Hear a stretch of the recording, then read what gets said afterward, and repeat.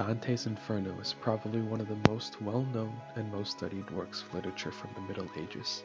Its influence is still talked about 700 years later through sculptures, paintings, and even modern-day books and movies. It's no surprise that what Dante wrote would be so widely revered across Europe. But what does Dante think about the social issues of this time? No one really thinks of the Middle Ages as a time of equality and prosperity. When we think of the Middle Ages, we think of a dark time in history. Think of the Black Death, a terrible pandemic that wiped upwards of 200 million people across Asia, Africa, and Europe. But what I'm here to talk about may change your mind on some of the assumptions we make about these so-called Dark Ages.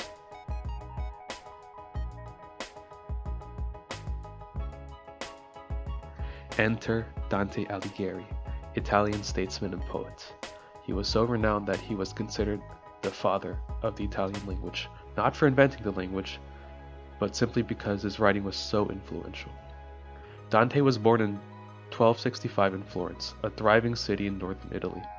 He was born into a middle-class family and involved in politics, but due to complicated political issues that would require a whole separate video on its own, he was forced into exile.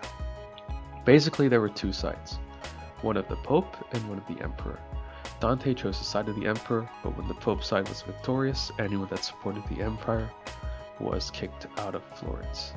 It was after his exile, while he was wandering from city to city, that he wrote the Divine Comedy, which included the Inferno. Dante's views on society was groundbreaking, to say the least. In a time when the Catholic Church had a chokehold on the entirety of Western and Southern Europe, Dante did something unthinkable.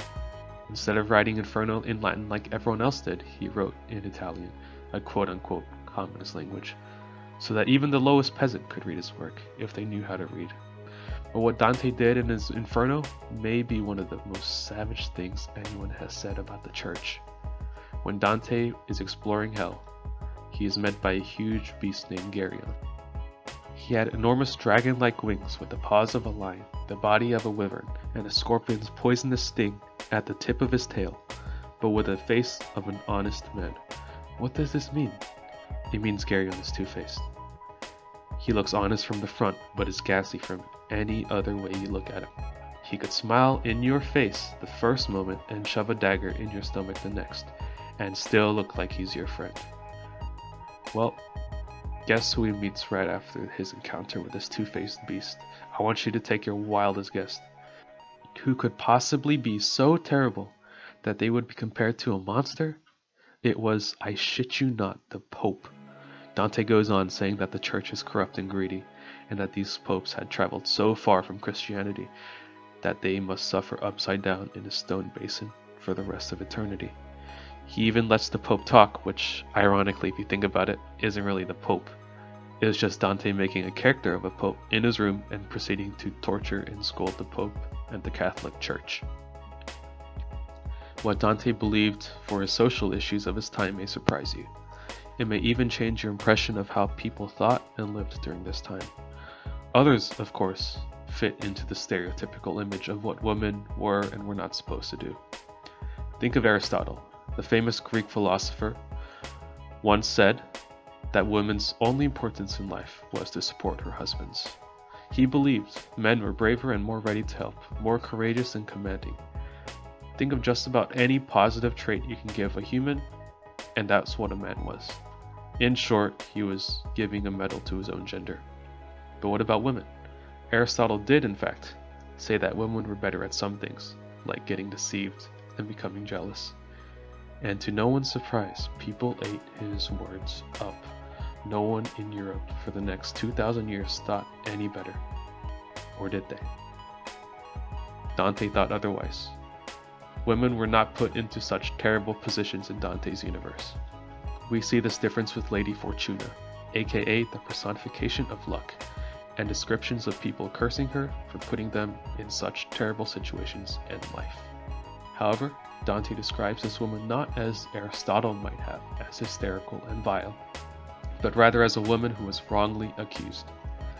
Fortuna is described as merely minding her own business, suggesting that any accusation is wrongly warranted.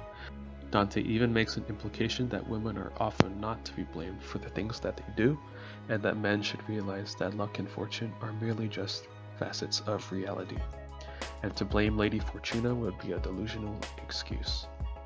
In another situation, Dante was given a guided tour to heaven by his childhood crush Beatrice, but the only description that could be given to her was, frankly, Christ-like. She was described as a fair, saintly lady with eyes shining brighter than the star meaning the sun. In a situation where Dante could have easily written a man to guide him, even Christ himself, he decides to use a woman, not a famous woman, but a regular person to guide him through heaven. This really is something that no one at this time could have thought of. Even homosexuality, which is still considered taboo to some people, was somewhat allowed during this time. The purpose of marriage was for the union of families and merging of assets, but marriage was also for the purpose of love. One document even suggests that it was fair to assume that sex between men were relatively common in Dante's Florence.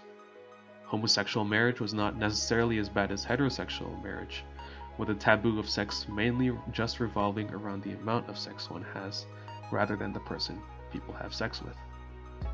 But while Dante's idea seems so progressive for their time, perhaps he shouldn't really be hyped as he was. Take the story of Paolo and Francesca. They were two lovers that Dante meets in hell, but they were punished for having an affair. Francesca, who was forced to marry an old and ugly man, fell in love with her husband's younger brother. Something that seems so natural and easy to do in today's time was considered an eternity in hell according to Dante. Scholar Teolinda Barolini writes the following: Francesca's passivity is a function, as also etymologically of her passion. Her passivity reflects her sinful refusal of moral agency, her refusal to fashion herself as a Christian agent. She consistently produces herself as an object, and the critical tradition has responded by her reading her story and even her syntax as a symptom of the lust for which she is damned. Which basically, in non-pretentious language, means that Francesca is an object in a man's world, a pawn that is blamed for men's problems. So while Dante may or may not have been such a socially progressive champion for human rights as some scholars may think, perhaps he really was onto something. At the very least, he was an agent for change, someone that could provide scathing criticisms of the Catholic Church, someone that could say something even if it meant that he could be hurt later down the line. But to call him a champion of women's rights may be a stretch. Perhaps he was, perhaps he wasn't. He isn't alive today, and all we really have are his written works. I guess we may never find out.